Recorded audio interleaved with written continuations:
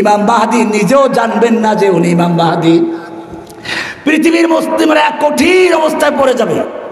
তখন পৃথিবীর মুসলিম নেতারা খানায়ে কাবার, হাতিমে কাবা এবং মুলতাজামের মাঝখানে বসে পরামর্শ করবেন কাকে নেতা বানানো যায়। সেই সময় তাদের পরামর্শ যারা বসবেন তাদের মধ্যে একজনকে তারা ইমাম বানাবেন, উনি হবেন ইমাম মাহদী।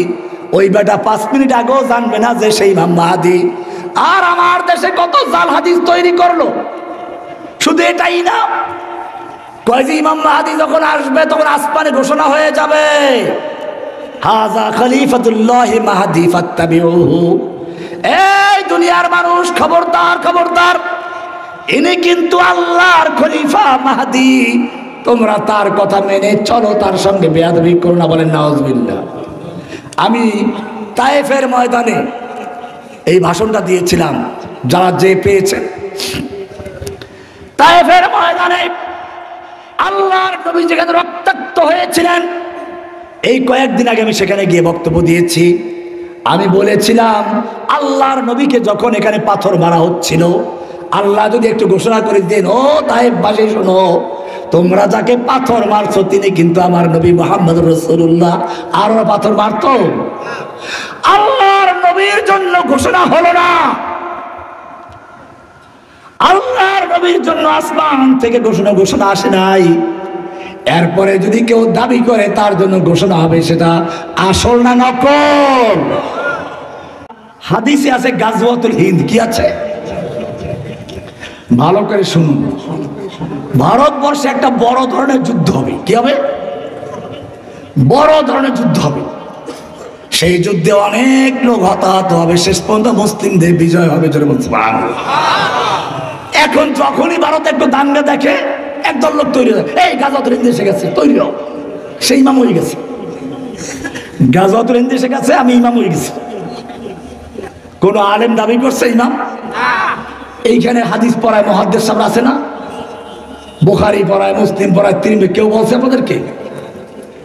এই শুনুন, ভালো করে বুঝুন। লক্ষণ পাওয়া গেলে, আলামত পাওয়া গেলে জি আলামত জরুরি না, কিন্তু জি আলামতের জন্য আলামত জরুরি। মনে করুন আপনি বললেন যে আমার বাড়ি যেতে একটা পোল পড়বে, 2টা তাল গাছ পড়বে। এখন আপনার বাড়ি গাইতে হলে ওই তাল গাছ দেখতে হবে, কিন্তু তাল গাছ পাইলেই কি এইটা গিয়েছে? তাল গাছ পাইলেই আপনার বাড়ি না।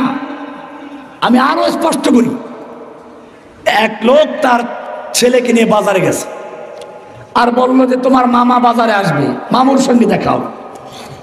এখন বাচ্চা জিজ্ঞেস করে, আব্বু তোমার শালা মানে আমার মামা দেখতে কেমন?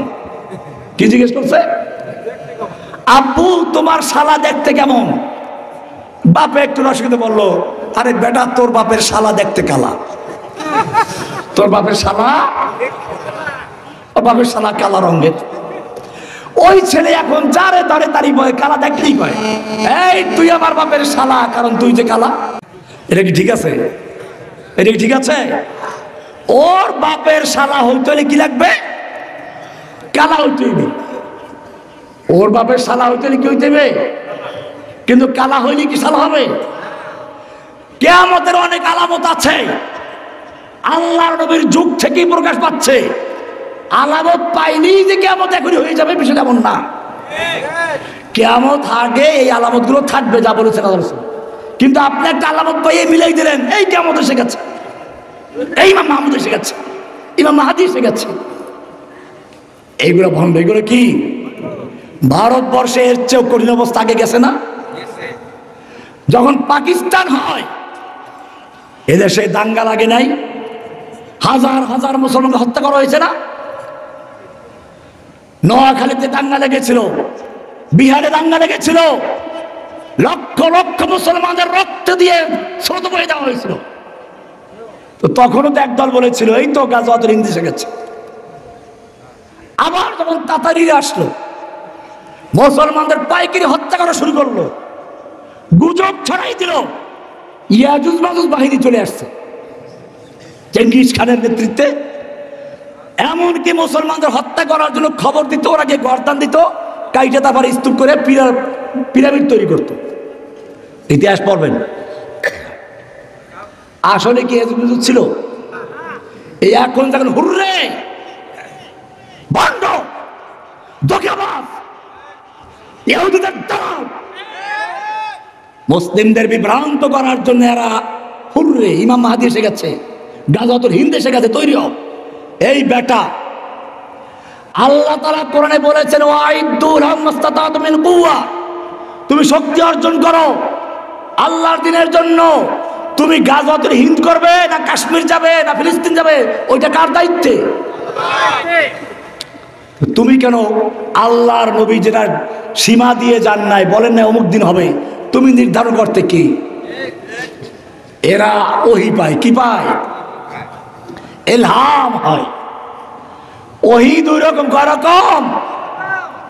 একটা ওহী হচ্ছে আল্লাহর পক্ষ থেকে, আর একটা ওহী শয়তানের পক্ষ থেকে। কার থেকে? কোরআনে পরিষ্কার বলা আছে ইন্না শায়াতিন লা ইউহুনা ইলা আউলিয়াইহিম, নিশ্চয়ই শয়তানরা তাদের ওলিদের কাছে ওহী করে। কার কাছে? দুইটা জিনিস পরিষ্কার এখান থেকে। ওলি দুই রকম, কয় রকম? একটা হচ্ছে আল্লাহর ওলি আর একটা শয়তানের ওলি। কার ওলি? কারে শয়তান মিকুনি নামত ওলি, কারে শয়তান মিকুনি নামত ওলি, কারে শয়তান মিকুনি নামত ওলি, গর ওলি নস্তলানত বর ওলি। শয়তানের কাজ করে, শয়তানের মিশন বাস্তবায়ন করে, আর নাম দেয় কি? ওলি।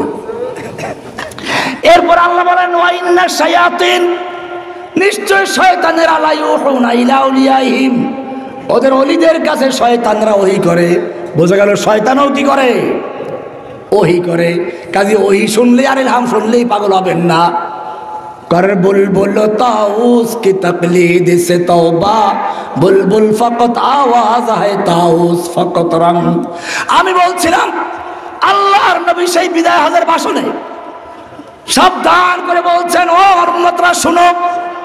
এরপরে তিনি একটা সোজা দাগ দিলেন, খত্তা খত্তান মুস্তাকিমান, একটা সোজা লম্বা দাগ দিলেন।